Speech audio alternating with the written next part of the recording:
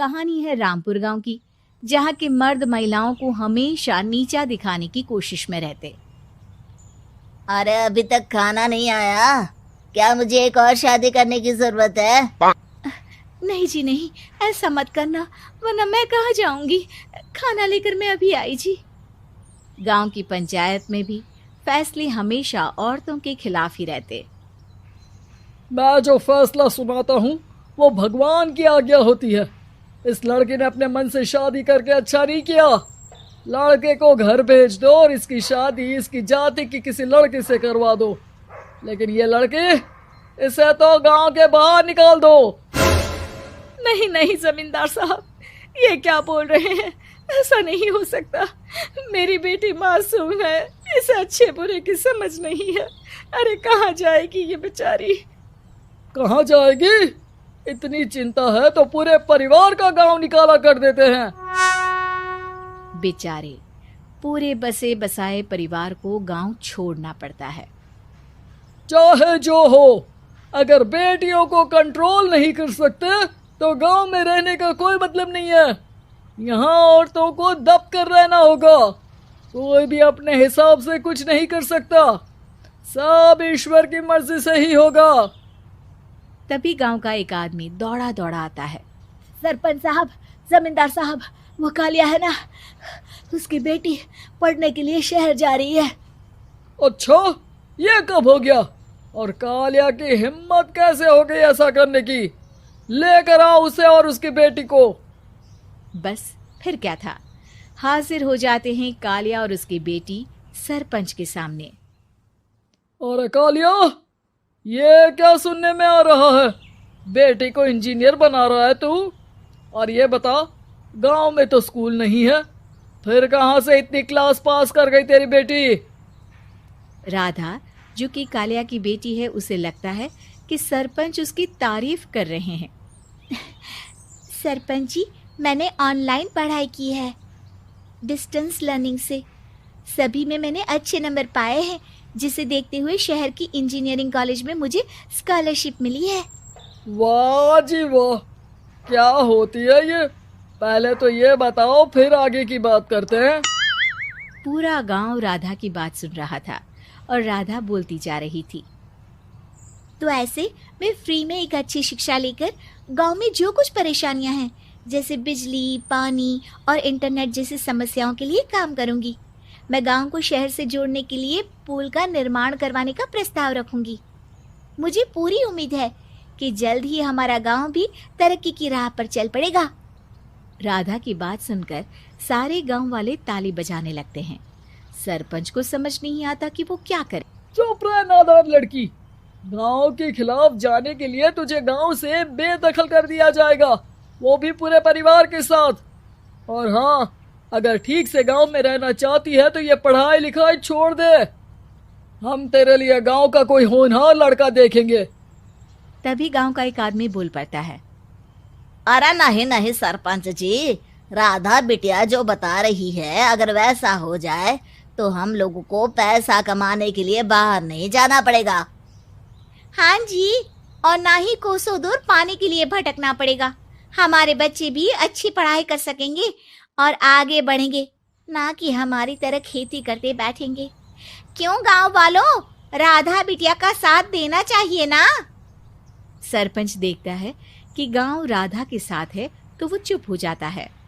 वो घर आकर अपने सलाहकार से बात करता है, जो बहुत ही चालाक किस्म का इंसान होता है। अरे सरपंच साहब, आपको बहुत ही होशियारी से काम लेना पड़ेगा।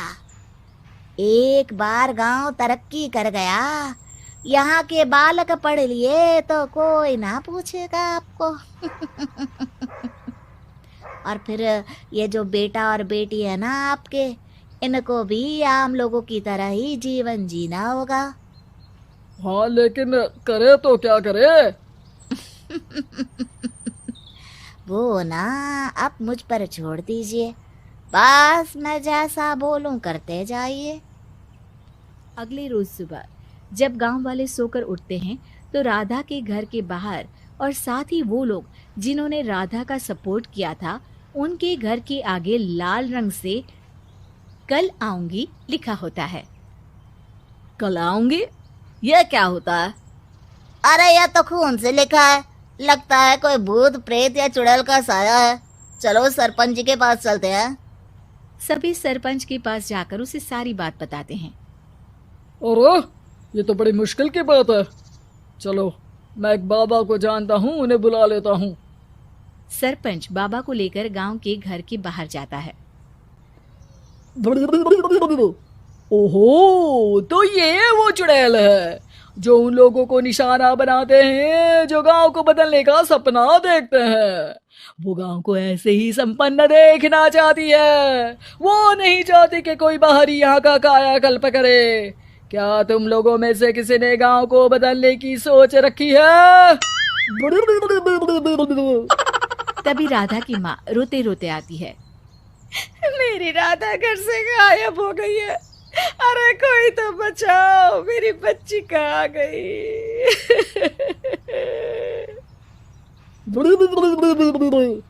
ले गई वो चुड़ैल, तेरी बच्ची को ले गई। अब वो उसे श्रापित करके छोड़ेगी, उस पर चुड़ैल का साया हो जाएगा। तभी बुरी सी हालत में राधा भी वहां आ जाती है। उसके बाल चुड़ैल की तरह फैले होते हैं और कपड़ों में खून लगा होता है। सभी राधा को देखकर डर जाते हैं। माँ, पता नहीं मुझे कौन उठा कर ले गया था। अरे दूर दूर हो जा चुड़ैल, अब हम लोग इस गांव में नहीं रुकेंगे। अरे कैसी बातें कर रहे हैं आप?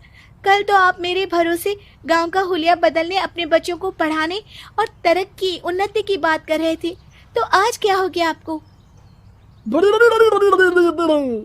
ये फिर तुम लोगों को बहकाएगी।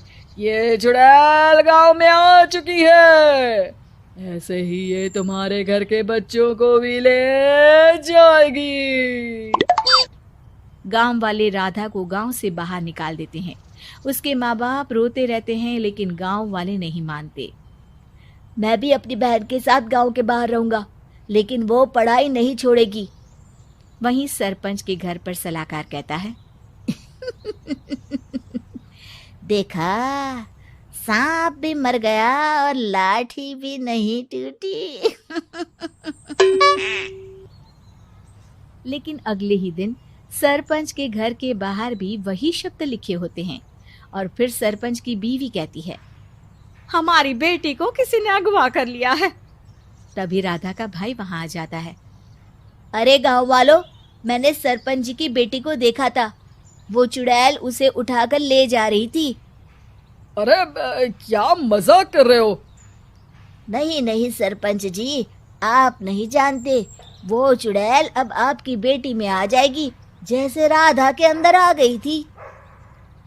तभी सरपंच की बेटी वैसी ही हालत में वहां आती है जैसे राधा आई थी।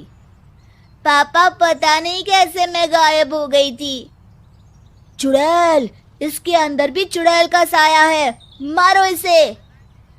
अरे नहीं नहीं, इसे भी राधा के पास गांव के बाहर ही भेज दो। अरे चुप रहो, मेरी बेटी कहीं नहीं जाएगी और चुड़ैल बुड़ैल कुछ नहीं होता है। अरे कैसे बात कर रहे हो सरपंच जी? आप तो बोल रहे थे कि आपका फैसला भगवान का ज्ञान होता है, तो अपने पर बात आई तो अब आप ऐसे बोल रहे हैं। अरे ना ना ना, आपको अपनी बेटी को त्यागना ही होगा। अरे बुलाओ बाबा को।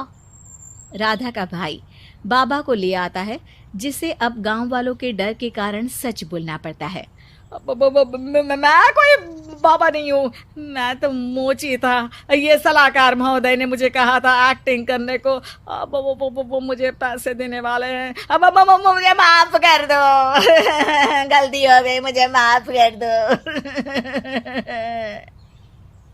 तभी वहां राधा आ जाती है।